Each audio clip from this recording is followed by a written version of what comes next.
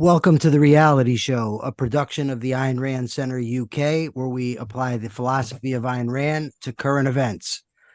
Today, I have with me Gilad Herzfeld and John Wos, and we perhaps are expecting someone else.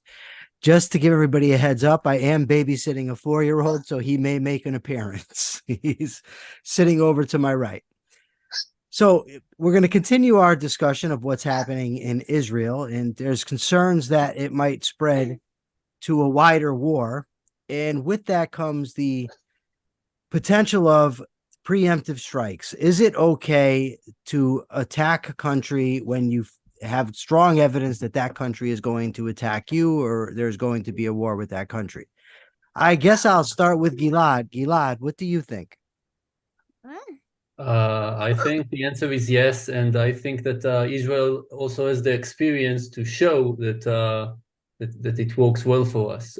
In the famous 6 Days War in Israel on 1967, Israel had a lot of evidence that Egypt and maybe other countries like Jordan and Syria are planning to attack it, and it launched a preemptive strike against Egypt. It had hit Egypt really hard.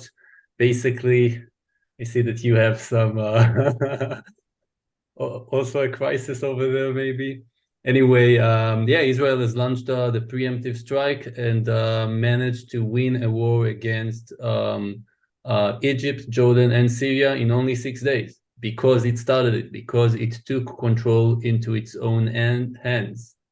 So yeah, I think that's a moral thing to do and a necessary thing to do. See, now for me, this brings up the question as to what actually constitutes a preemptive strike. Because I believe in 67, the countries had shut down the Straits of Tiran, right? The Straits of Tiran. Am I correct in that? Like the Suez Canal was, they said that the Suez Canal connects the Red Sea to the Mediterranean Sea, and therefore it's very useful in in shipping all kinds of goods from the east to Israel. And they just said that it's going to be close to Israeli ships. No Right. Israeli So, ships crossing there. see, Is that an act of war? yeah, because that's the question. Because then if that's an act of war, then actually it's not a preemptive strike, it's retaliatory. And that's for me where these discussions sometimes get a little foggy. Because does a preemptive strike mean the first one to launch a violent military attack? Or are there other means by which a country can start a war and then it won't be preemptive? John, what do you think? Yeah, I totally agree because I wouldn't, if Israel does go after Iran, I wouldn't consider it preemptive considering what's been going on for the last 50 years. Iran is literally paying other people to kill people for them. So the threat of violence and paying someone to try and kill you is objectively the initiation of force. So you have every right to defend yourself from that. I mean, if you found out someone had paid a hitman to try and kill you, would you consider it the initiation of force to have that person who paid be jailed? I don't think so. And then if I think about it in certain cases, like in mine particularly, I have a condition where my bones are weak. So I have one chance at self-defense. If someone is coming at me, one punch could totally kill me. So I have every right to preempt their violence if I objectively know that it's a clear threat. I'm going to shoot first. And I think that's what Israel should do as well, because if they don't quell this or take care of this, I should say, then they will be annihilated. It's what, I mean, there's hundreds of thousands of protesters across the Muslim world calling for Israel's death. You can't be more clear than that. Fair enough. I saw a post on Twitter today that said the first step toward peace is a ceasefire. And I said, no, a ceasefire is the first step toward Israeli suicide. is what Yeah. a ceasefire is. So Jack Schumann has joined us. We're talking about the validity of preemptive strikes and what constitutes a preemptive strike. So what are your thoughts? What is a preemptive strike, and are they valid? Wow, big questions. Sorry I was late. I had to restart my entire computer system here at home. Technical difficulties. So kind of trailing off on what John was talking about, the case that he makes, I think, is very valid. I look at it, I think, at least in terms of this particular situation, I look at it like I've got a neighbor who's put up a sign saying, I want to kill Jax. Like the very first opportunity I have, I'm going to kill Jax, my neighbor, next door neighbor. And I guess there's two different things with that. They're saying it and then there's doing something about it. Let's say that they keep this sign up and they don't do anything about it. So that's free speech, right? They can say whatever the heck they want. But let's say that they've, over the years, they've lobbed some Molotov cocktails over to my side of the fence, and they killed my dog, and they've made sort of, they've made good on their threat, at least that their intent is that they want me dead in some manner. I think that's valid to make a preemptive strike. When I think that the optics become difficult when you've got an enemy that hasn't actually made any action, that hasn't done any action to indicate the intent of whatever it is that they're saying, which is really not the case in what we're talking about with Israel and Hamas. So, I look at, would it have been right for us to, before we got bombed by Japan, would it have been right for America to enter World War II? Right, previous? I think it would have, because it was the entire war was against our interests, right? I just don't know how the rest of the world kind of sees it. I think the rest of the world sees it as it's got to be, somebody has to strike first in order for you to defend yourself. Somebody has to actually give you some kind of strike first. I think it would have been right to maybe kill Immanuel Kant. Right? He was assassinate him. That would have solved a lot of problems, but then again, that's only me. So yeah. Well, I'm going to come out in opposition to assassinating philosophers with whom we disagree. That's my position. But you make good points. We have some super chats. Roland Horvath has given 2 Swiss francs, and he says super chat first and super chat hard. And then we have James Valiant for $5. He says Iran is already the obvious aggressor here. It should be self-defense. Unfortunately, I agree with Jim Valiant here, so I can't argue with him, which is what I normally like to do. Oh, I know. You guys love to argue. But my perspective is a preemptive strike. I think there's a difference. Well, not a difference. There's the principle of whether it's acceptable, and then there's the actual application of the principle. And I think if you know that somebody's going to attack you, a preemptive strike is perfectly just. And I used to give guys, I've had a lot of arguments about this in prison, where I tried to drive the point home to guys who thought that preemptive strikes weren't allowed. And I said, well, if you knew beyond a shadow of a doubt that somebody was going to stab you, would you wait until they stabbed you before you did something about it? And the answer was inevitably no, of course they would respond. In practice, my only concern with preemptive strikes, as with everything else that involves governments, is that, one, that they actually have the right information, that there is a threat, and 2, that they're going to tell the truth about it. Now, in the case of Israel, all these countries over there, Iran seems to be the main one, but we also have Hezbollah, which isn't a country, but it's an organization. Hamas, same thing. They've all explicitly said that they don't respect Israel's right to exist, and their mission essentially is to get rid of Israel. So under those circumstances, it's crystal clear that, in my mind anyway, that a preemptive strike is a legitimate, is morally legitimate.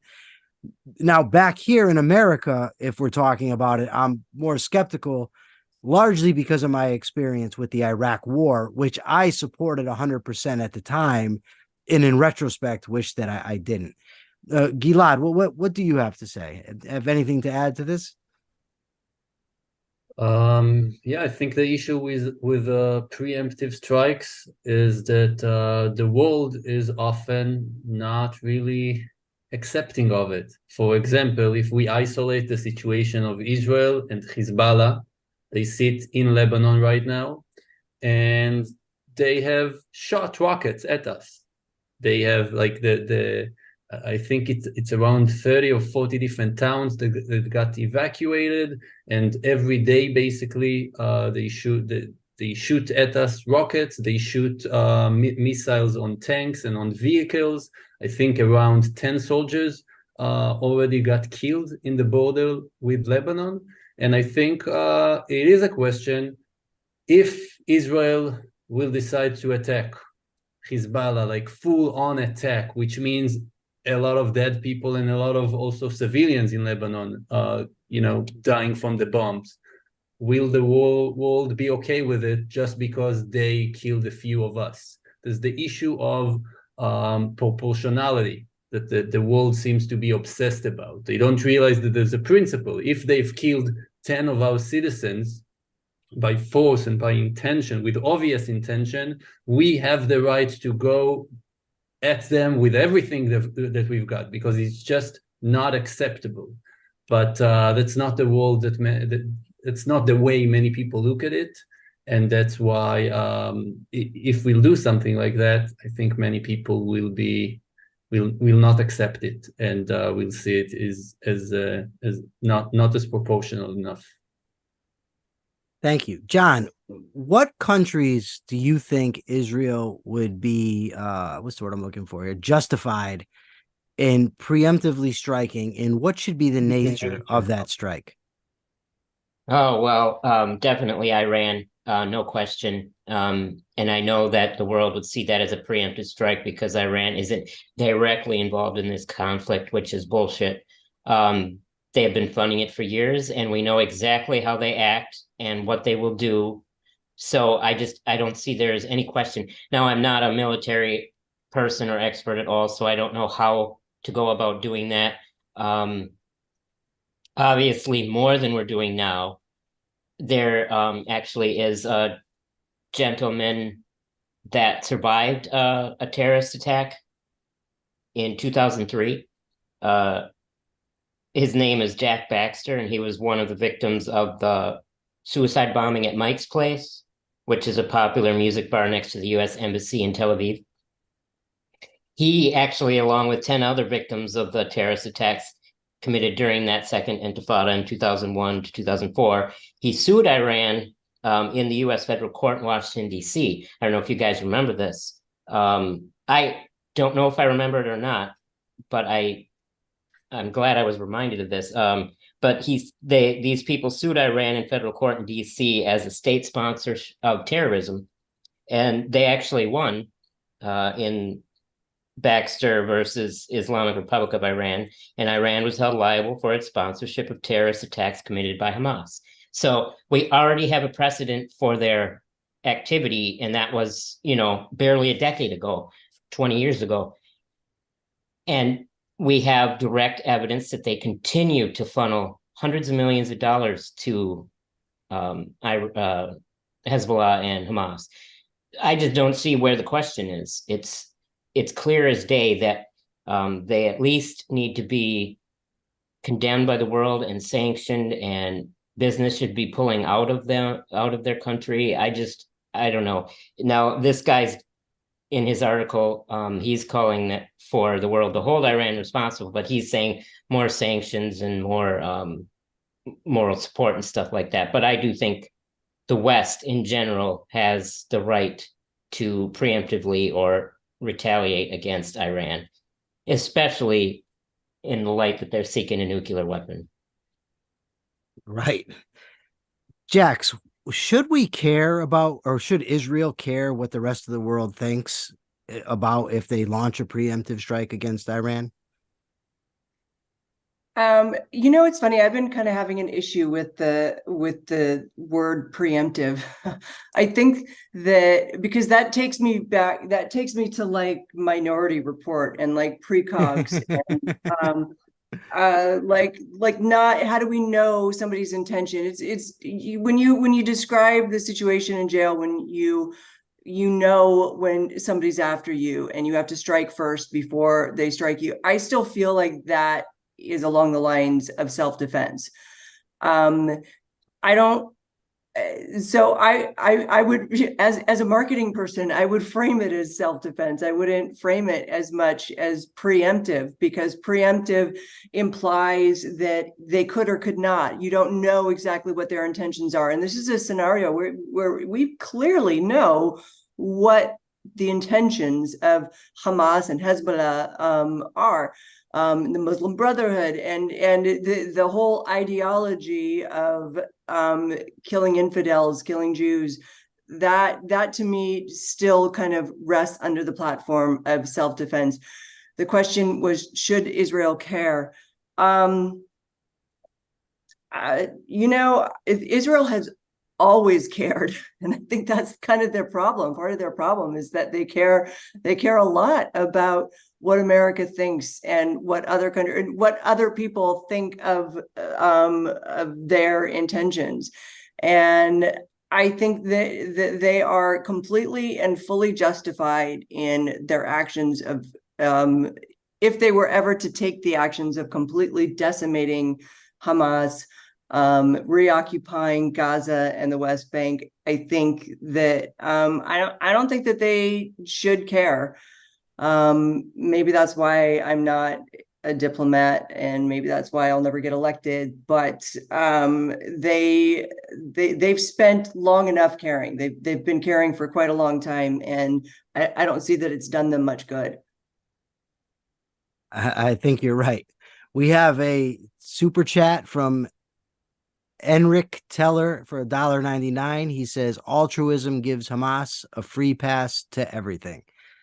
Is that true, guys? Does Hamas get a free pass due to altruism? Gilad, what do you think about that?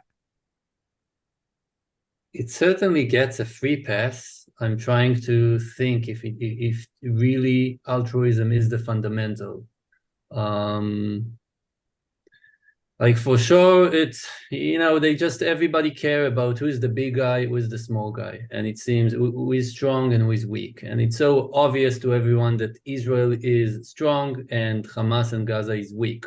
So yeah, I guess it really affects how they think. But it seems that there's something, it's not only altruism, it's also, just like hatred of the good for being the good and those kind of things. They just refuse to see the standards of Israel in the good way, the humanity of Israel.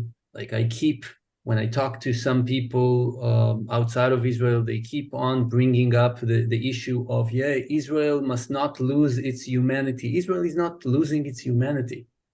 Israel, it's so obvious here from the pain that we experience. People are just sad about losing their loved ones.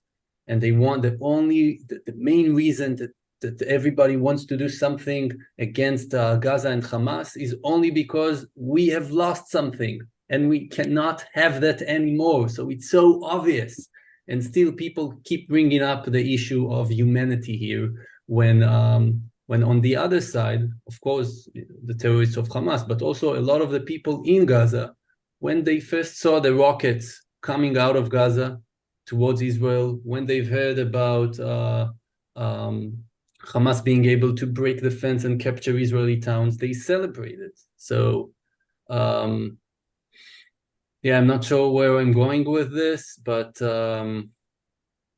people, it's altruism, it's hatred of the good for being the good, and it's just refusing to see that one side is about life in so many aspects, and the other side is just about the opposite of that. Gilad, you seem to... Go ahead, Jack. Sorry. Altruism is what? What'd you say? I said, I think altruism is the bully. Mm. I think altruism is the Goliath. It's become that, sadly. And the, you know, in that sense, Israel is the David that needs to defeat them.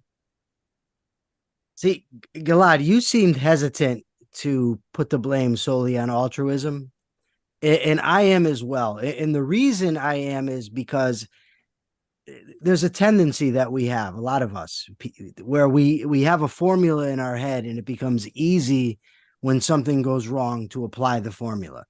And I think that while altruism may be involved here, I just think there's a lot more.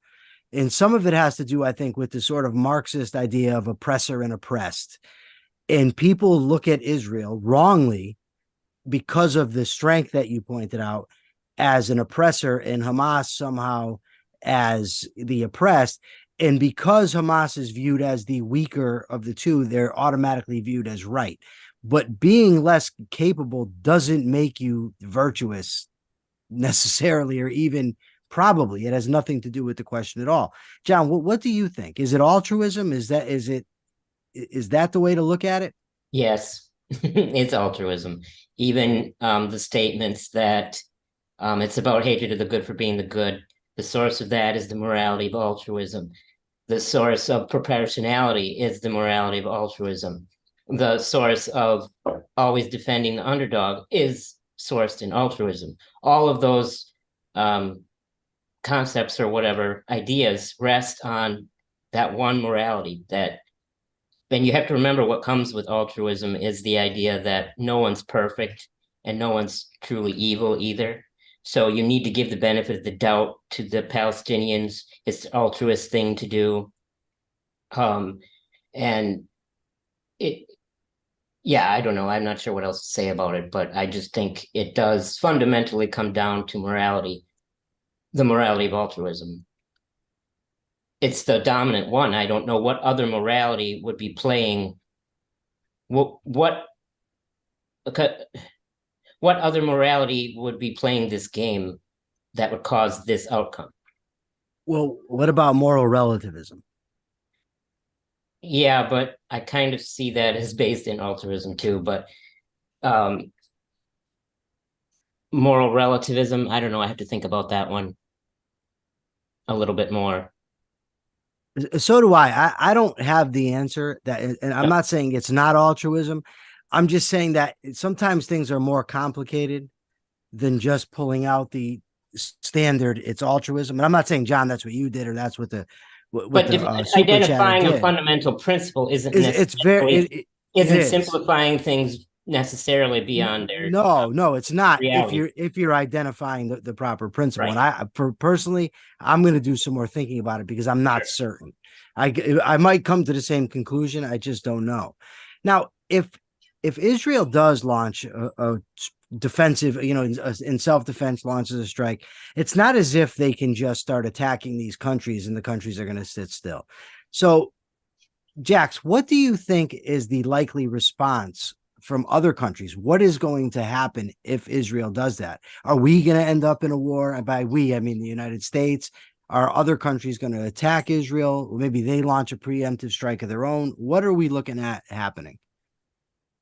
Okay, well, here is where I have a big fat disclaimer that I am not a war strategist. So I literally have no idea what other countries would do. If I guess it would be, I guess there's a couple of scenarios. There's Israel launches against other countries without the United States backing, or Israel launches against countries with the United States backing. I think that you'll have two very different outcomes.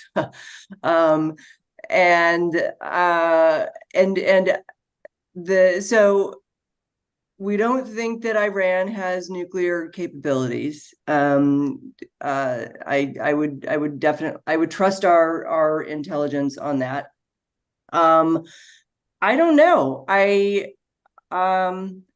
I don't know if we had I think the probably one of the last episodes of the reality show I was on was World War III. Are we in World War III? And what would I'd also be concerned with, what would Russia do? Is there the possibility that Russia would become involved? This is a whole big long way of coming to the I don't know. I really don't know what other countries would do. Would Iran, if they launched an offensive against Iran or Syria or Egypt, would it be like an all-out war in the Middle East? And I guess maybe an interesting question that I would be interested in everybody's answer is, would Israel win? If Israel engaged in an all-out war with, let's say the Middle Eastern countries that attacked them in 1948, would they actually win again? That's a good question.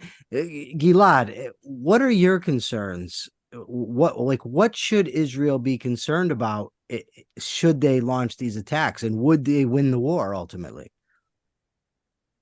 I'm not a military expert. I'm not a prophet as well, so I'm not sure how a war like that is gonna end up. I know that we have the moral right to start a war like that, but the fact that we have the right doesn't mean that we need to go for it if we can't win it. There is a famous major colonel, like one of the highest ranks in the army, that has been saying he has been calling out for years that Israel is not prepared to fight the wars that it will face in the future. He said all kinds of stuff about Israel falling in love with the Air Force. And yeah, we have a great Air Force, but basically that's it. We don't have good enough infantry. We don't have tank divisions that are operative. He said all kinds of really worrying things about the IDF, and it is a question: can we win few fronts together? And I'm not sure. And even if we do have the force to win it, the price is gonna be heavy. Like a war with Hezbollah is gonna take a real toll out of Israel. For example, right now, against Hamas, the attack of that Saturday was like whole different level. But other than that, we're almost in a routine right now in Israel. Life in some way can go on. Yeah, they shoot rockets on Tel Aviv, but it doesn't do too much harm. If we're gonna have a war, if we're gonna have a real war against Hezbollah, it's gonna be no life in Israel for weeks. They're gonna shoot rockets on the entire country. Yeah, we have the Iron Dome and all kinds of stuff like that, but many rockets are gonna fall. It's gonna be scary. Citizens around Tel Aviv are gonna be dying, I think, in the many dozens, if not in the hundreds. And that's a scary situation to get into. So even if we can win the war, are we willing to pay a price like that right now? That's a scary decision to anyone to make. Gilad, I think you made a very good point there, because that's what concerns me. If it was just a matter of flicking a light switch and we can get rid of the Ayatollahs in Iran, we can get rid of Hezbollah, Hamas would be gone, I'd say do it. That's fine. But there are repercussions, and the repercussions aren't just, for the broader region. They're for the Israelis who our concern is with protecting. It's not as if we know what's going to happen if they launch the war, and that to me is very, very concerning. And I obviously don't know the answer either. We do have a super chat from Ashley Shrugged for 99 cents.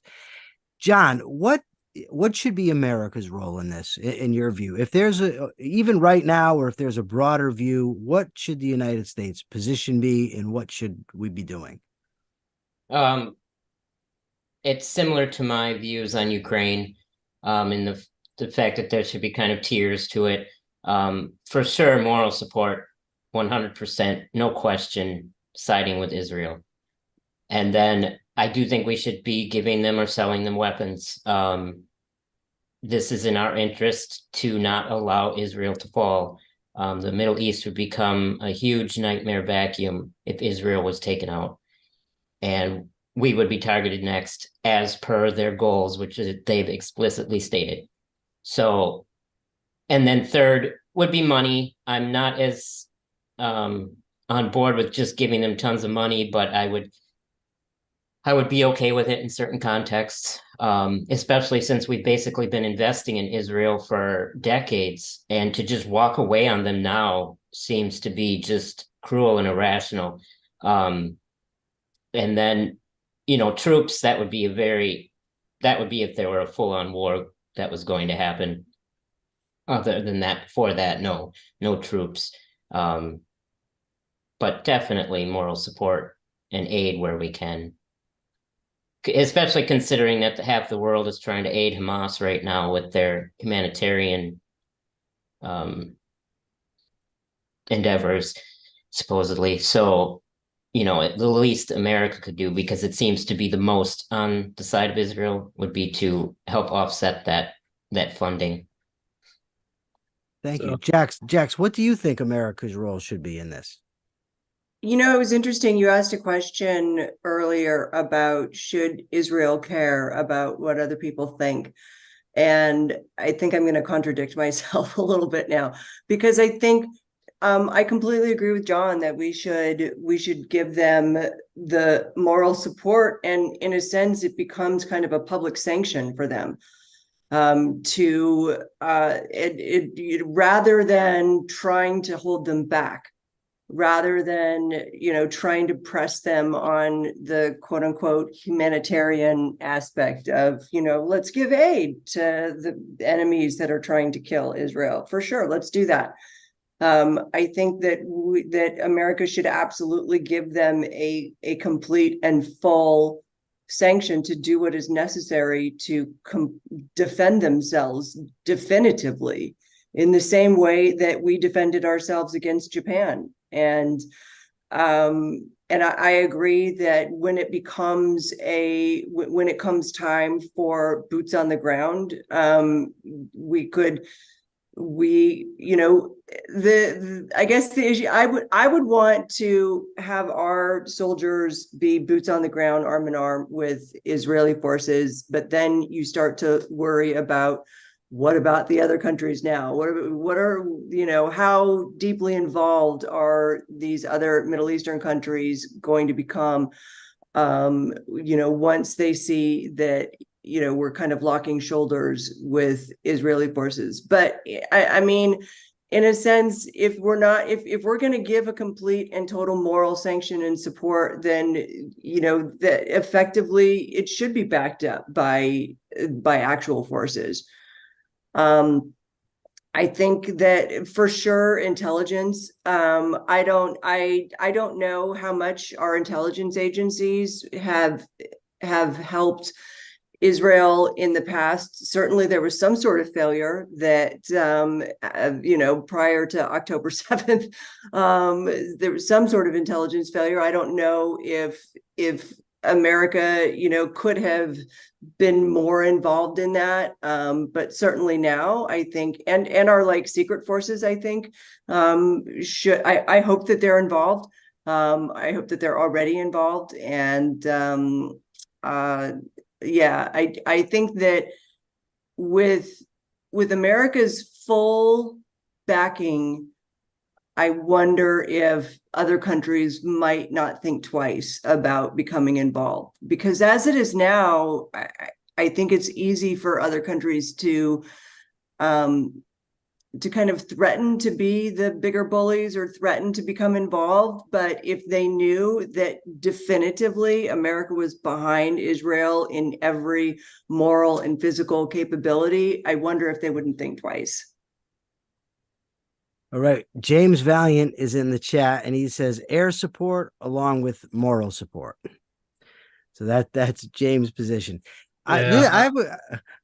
Can I just comment that I agree with Jax about the fact that if Israel is going to open more fronts, it needs to do it in the most all-way in, super decisive manner. It means that no humanitarian aid to anyone. Like the way to win, especially in the Gaza and against Hezbollah, both organizations use guerrilla warfare and hide behind civilians. The only way to win is really to have a siege on them, to make them suffer without food, without electricity, without fuel, without water. That's the only way, and it's a horrific way to end the lives of also many civilians. But there is no other way to beat them. So it needs to be super decisive. In the Gaza, it also means to not like realize that the captives that are there, a good chance that we are not going to be able to get them out. Like it needs to be, I don't see a way around it. Any way to get them out really entails negotiation with Hamas, which shouldn't be on the table if you have that decisive mindset. And it's a again, very challenging decision to take, and I'm not sure that Israel is ready to take a decision like that. Thank you. We have a super chat from Jonathan Honig for $4.99. I have a question for everybody. I guess we'll start with John, then Jax, and then Gilad. If the United States government came out and made an announcement that they had intelligence that due to this war right now that Israel is involved in, we were going to be attacked here in mainland United States by Arab countries or by Shiite countries. I mean, Iran's not an Arab country. I forget what they are. It's Persian. They're Persian, yeah. And we were going to get attacked. First of all, would you believe them? And secondly, what should be our response? I'll start with John. Oh boy. I think I would believe them just based on the context of everything and the history of the conflicts. And yeah, if it was a direct, provable, objective threat, then yes, we should just get in it right now and take care of it before they make their attack. Thanks, John. Jax, what say you?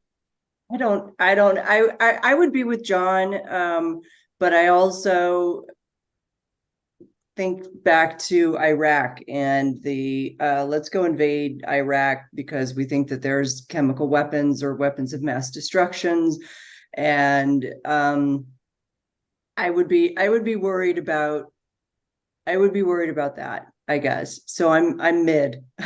I'm mediocre on the would I believe them.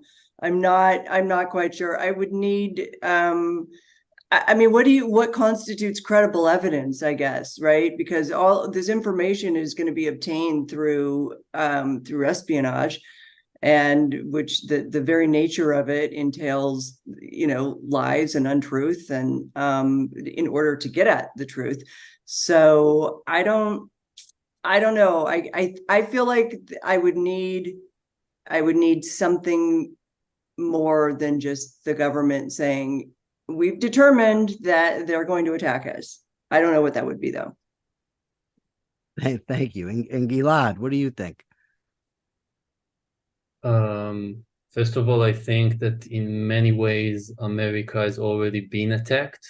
We started this discussion about preemptive strikes, and I think you already have a reason to defend yourselves. You had the horrific event of 9/11 more than 20 years ago, and since then, life hasn't been the same, right? Like flying on a plane now in the US, basically everywhere, isn't safe anymore without these crazy procedures to make sure those people who are threatening your life aren't going to be actually succeeding in taking your life. So that's in a sense already a cause to attack countries like Iran. And I agree that trusting intelligence is not always easy. but sometimes it's very definitive that somebody is about to attack you. Thank you. I have to say, I would not trust them. If the United States government came out and said that they had evidence that we were going to be attacked, I wouldn't believe them. And I'll tell you, I mean, we just had a recent massive intelligence failure in Israel, right? Where Israel didn't foresee an attack coming. In the United States, we had intelligent failures with the war in Iraq, with being attacked on 9/11. And then there's the fact that these people lie. I mean, they lied about the Gulf of Tonkin resolutions. They lied when it was the Lusitania. They lied when it was the Maine. I just do not trust them. And I don't know what the way out of that is, because it could very well be that we are going to get attacked, but they just do not have a good track record. Now, of course, there's probably 1,000 successes that I don't know about because they're secret. But in my view, that's on them. The failures that have been so public and the lies that the government is told, to me, it's on them to prove their case. It's not on me, especially when you're talking about, taking action against other countries, possibly sending American soldiers into harm's way where they could be getting harmed or killed. I just find it to be a very, very difficult situation. What surprises, and I'll start this one with Jax, what surprises do you think we could be facing? What other countries might get involved in this? Maybe China, Russia. What do you think of the chances of those countries getting involved in this turning into a much broader war? This I'm not sure. I'm more worried about Russia than I am China. And just because Russia has, they've kind of already they've already kind of like thrown their hat in the ring a bit. Vladimir Putin has come out and God, when was it? I think it was just like a couple days after the attacks on October 7th. He came out to state that it was because of Americans. It was our failed diplomacy policy that led to this. And I'm not sure if he was actually referring to Bush, to G.W. Bush in promoting democratic elections that actually got Hamas elected. But I'm more concerned about the fallout from Russia than I am from China. I don't know. Aside from the Arab countries and Persian, I don't know what other countries besides Russia and China would be actual threats. North Korea, I think, is too busy with their own stuff to get involved in this. I think Japan would probably be with us because they're our friends now, which, goes to like bombing the hell, goes to the whole point of bombing the hell out of Hamas and Hezbollah, because I know this is off topic, but I've been wanting to say for a while that it's not about just complete, defeating the enemy. It's defeating the idea. You have to kill the idea of this like gut felt belief that we don't have a right to exist. And, from Hamas and Hezbollah's perspective, it's Jews don't have a right to exist. But if you look at kind of the Arab nation in terms of us as infidels and the Westerners and individual ideas and freedom, that doesn't have a right to exist. And I feel like that's what we're at war with. And I wish that a country like us could be strong enough to state that explicitly, that this is a war of ideas. And it's a war of freedom and individual ability to exist. So back to your question, I don't know which countries. I'm more afraid of Russia than I am of all the other countries. Thanks. Gilad, what do you think? I want to comment on the whole issue of the war of ideas. I think, that's the root of everything, understanding the role of ideas. It's not two races fighting. It's not the Jewish people against the Arab people. It's a population that happens to be mostly Jewish, that believes in certain ideas of freedom and progress against a nation, and specifically an organization that is against all of that. And I think that the failure, the intelligence failure that we had in Israel, I think it was mostly because we did not respect how evil and how consistent the other side is going to be with their evil ideas. I think that many in Israel just wanted to told themselves that there's no way that Hamas is going to throw under the bus all the progress that Gaza as a city has made in the last 10 years since the big military operation that we had 10 years ago. We just didn't want to believe in Israel that they're gonna throw all of that under the bus and be willing to suffer the damage that they are suffering right now. We couldn't, I think it was really hard for the intelligence community to understand that Hamas is not gonna just slowly shift from being consistent about destroying Israel to, okay, let's take care of the people, let's try to build something. So I think that the intelligence failure was a failure of realizing how strong and consistent are the evil ideas of Islamism, basically. And that's why we need to make sure we pick it up from the root, that we really break them and not allow for any ground for these ideas to keep on, infecting everybody with them.